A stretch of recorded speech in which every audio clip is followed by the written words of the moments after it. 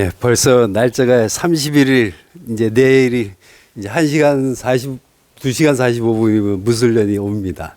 그래서 아마 우리 10시 반에 기도 올라가서도 그렇고, 이제 산에 올라갈 건데, 전부 다 소원을 빌 것 같아요.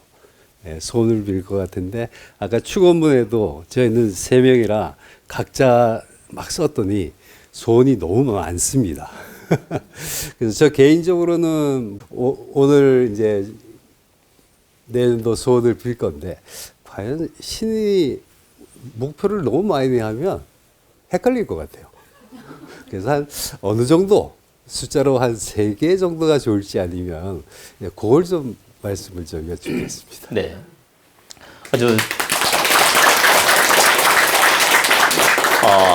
아주 좋은 질문입니다. 이걸 제가 좀 간단 명료하게 정리를 해드릴게요. 우리는 이제 조금 있으면 철야 기도도 할 것이고, 또 내일 새벽이면 일출도 우리는 보러 산에 올라갈 것입니다.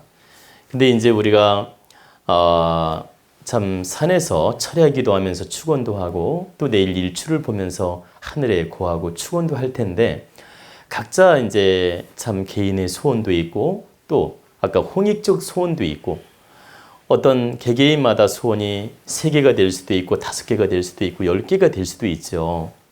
그러면 지금 질문하신 것처럼 과연 소원을 몇 가지나 빌면 좋을까, 이제 그걸 질문하신 거죠. 근데 이제 우리는 소원이 참 많아요. 보면 소원이 내면적 욕심을 들여다보면 소원이 참 많습니다. 그런데 우리가 이렇게 욕심을 가지고 막 10가지 소원을 많이 이렇게 축원을 하는 것보다는 가장 내가 간절하게 염원을 담아서 지금 현재 가장 실천도 할 수 있고 또 가능성도 있는 소원을 잘 잡아서 한 3가지를 집중하고 축원을 하는 게 좋아요. 그럼 왜 3가지라고 말씀드리냐면, 우리는 천지인 3기 속에 살고 있고, 천지인 3기 속에서 우리는 기운이 운영되고 있습니다. 늘. 그래, 천지인 이 3기 속에 기운이 운영되고 있다. 그렇기 때문에 너무 많은 소원보단도 가장 내가 이룰 수도 있고 희망적인 소원 있지 않습니까? 가능성 있는 소원, 또 간절하게 염원하는 소원, 이런 소원을 3가지를 잘 잡아서 제일 먼저 정성껏 축원하는 마음을 갖는 게 좋아요. 그러면 여기 에너지가 집중되고 에너지가 실리기 때문에 이 소원이 이루어질 가능성이 많아집니다. 근데 10가지 막 소원을 막 이렇게 너무 욕심을 많이 갖게 되면 기운이 흩어지게 되죠. 기운이 이렇게 분산이 된다. 그럴수록 에너지가 분산되기 때문에 약해지겠죠. 그러면 보십시오. 3가지로 뭉치면 질량이 커지면서 힘을 발휘하는데, 이게 흩어지게 되면 질량이 분산되면서 약해지게 되죠. 그러면 힘이 약해지면 어떻게 되죠? 어떤 이루는 힘이 약해지겠죠. 이루는 힘이. 자동차에다가 우리가 그 1톤 차에다가 짐을 싣고 오르막길을 오를 때, 그 1톤만큼 짐을 싣고 오르막길을 이렇게 올라가면 힘을 발휘해서 올라가겠죠. 그럼 1톤이라도 짐을 옮길 수 있는데, 1톤 차에다가 막 5톤, 10톤을 실어놓고 이걸 최대한 막 많은 짐을 싣고 한 번에 올라가려고 욕심을 부렸어요. 욕심을 부리면 이게 평지에서는 움직이다가 조금만 오르막길을 가게 되면 어떻게 되죠? 헛바퀴 돌거나 아니면 주저앉거나. 그러면 결국 1톤도 못 올리는 현상이 생기는 거예요. 이 질량 차이 때문에, 기운 분산 때문에. 근데 내가 욕심을 좀 적게 갖고 1톤 내지 2톤 정도, 이 정도만 딱 짐을 싣고 힘에 맞게 실어 나르게 되면 성공을 하죠. 그죠? 이 이르는 원리처럼 우리가 소원도 집중하고 에너지를 모아서 내가 가능성 있는 소원을 축원을 하고 노력을 하면 그 에너지가 집중 에너지가 돼서 이루게 만들어주는 역할도 하고 이루게 됩니다.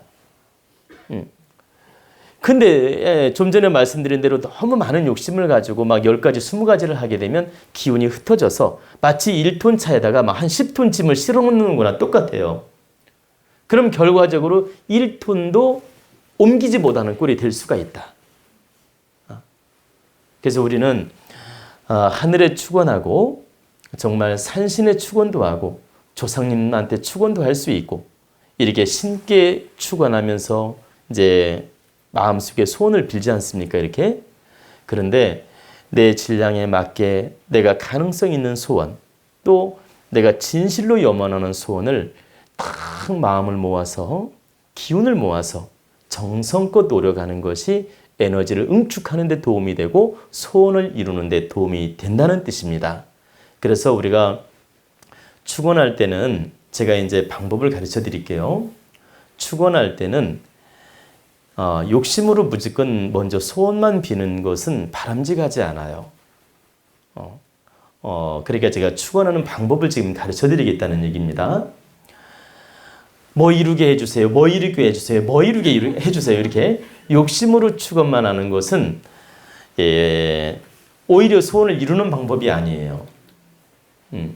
가장 소원을 이루는 방법을 제가 가르쳐 드릴게요. 이 단계가 있어요. 이 축원하는데도 첫 번째 내가 축원을 할 때는 내가 겸손해져야 돼요. 그리고 내 기운이 맑아져야 맑은 기운이 오거든.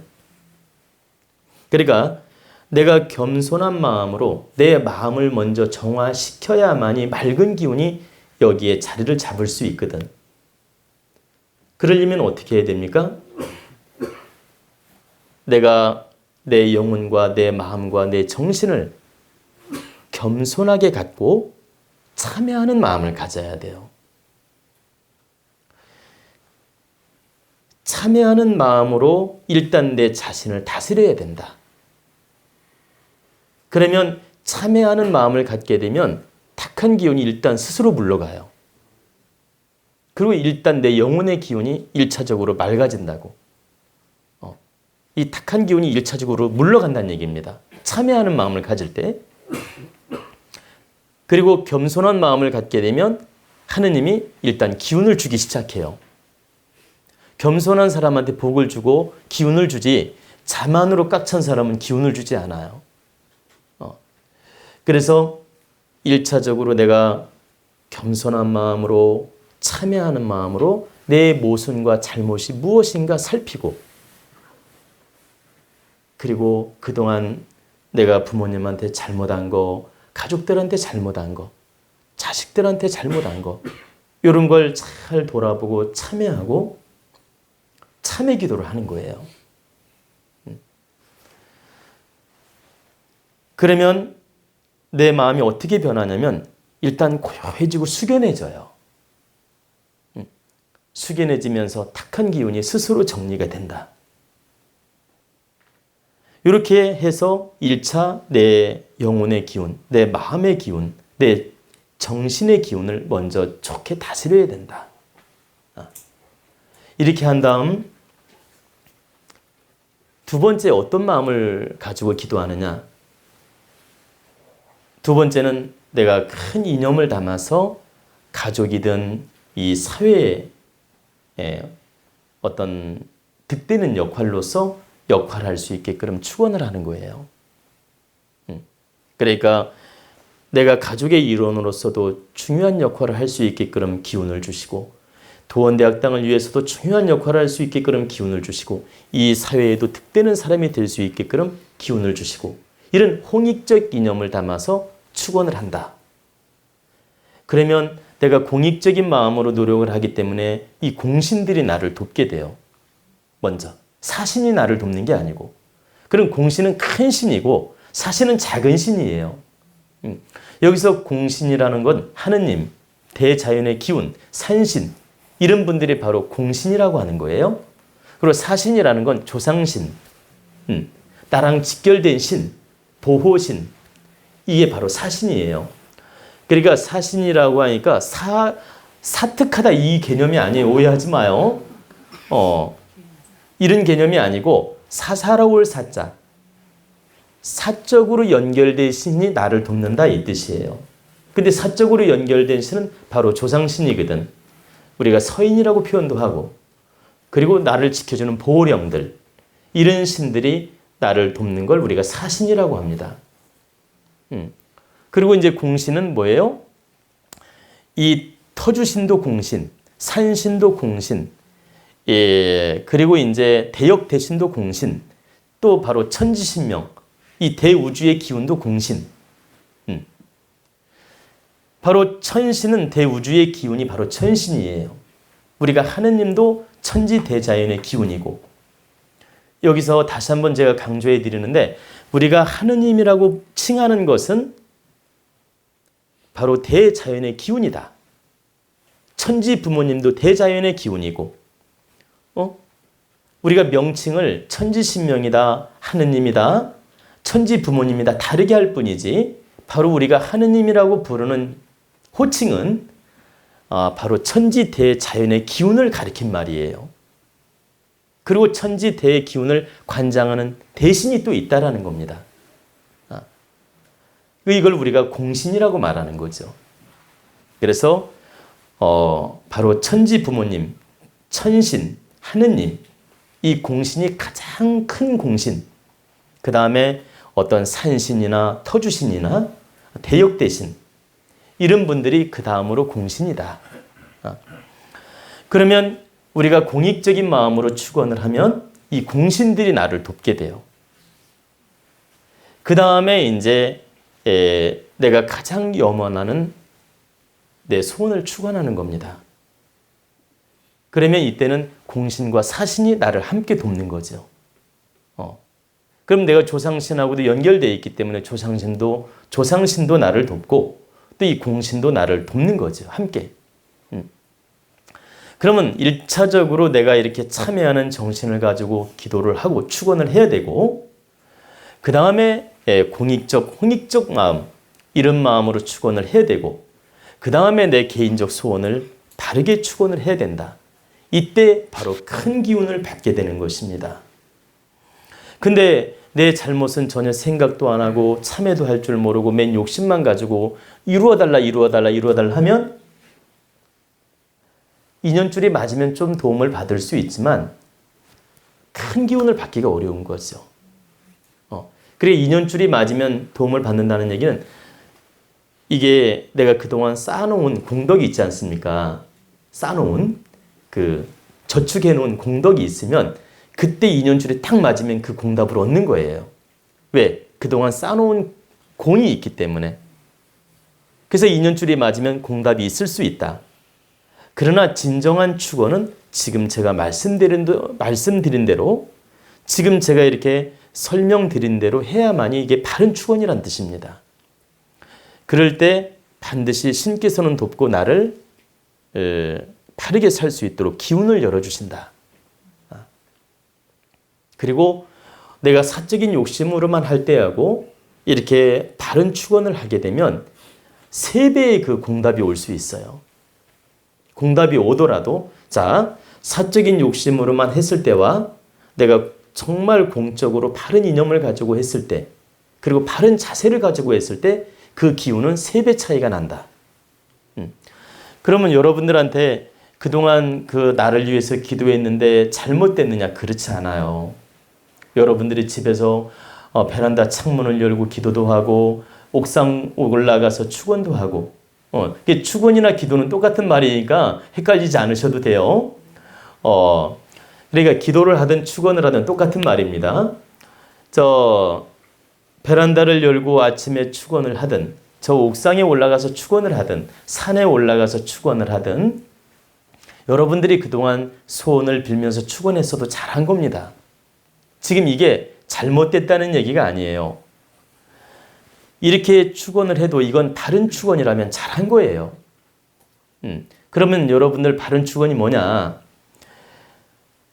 남을 피해주거나 저주하거나 남을 미워하는 축원이라면 이건 나쁜 축원이에요. 절대 하느님이 이루어지지 않아요.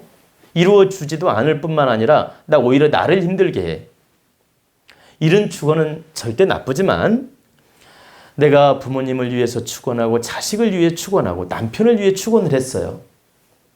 이건 욕심이 담겨져 있어도 바른 축원이에요. 사람은 정당성 있게 이념과 욕심을 가지고 축원을 할 수 있는 거예요. 그게 발전하고자 하는 욕심이거든. 또 선의적 욕심이고.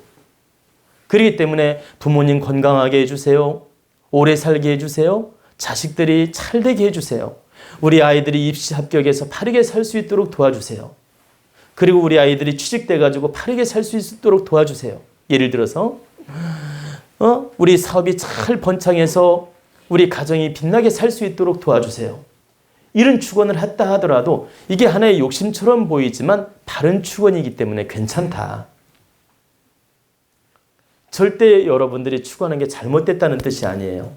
이런 소원을 매일 축원했어도 이건 잘한 것이지 잘못된 게 아니다. 단 제가 말씀드린 것은 먼저 참여하는 마음이 있고 그 다음에 공익적인 마음이 있고 내 사적인 그 소원을 축원을 할 때 이게 더 큰 기운을 얻는 방법이며 바른 축원이다. 이런 의미지 현재 여러분들이 바르게 가족들을 위해 축원하는 게 지금 잘못됐다 이 뜻이 아니니까 걱정 안 해도 된다 이 뜻입니다. 근데 오늘 지금 제가 가르쳐 드린 대로 바르게 축원을 하면 여러분들이 기존에 했던 축원에 비해서 3배의 기운을 얻는다. 얼마나 큰 득이에요. 여러분들은 지금 1배 득되는 축원을 했다면 오늘 제가 가르쳐 드리는 방법으로 하면 3배 득되는 축원을 하고 있는 것이다. 3배 득되는 기도를 하고 있는 것이다. 이 뜻이에요. 그래서 여러분들은 오늘 저녁 자시치성을 모실 때나 내일 일출 기도를 할 때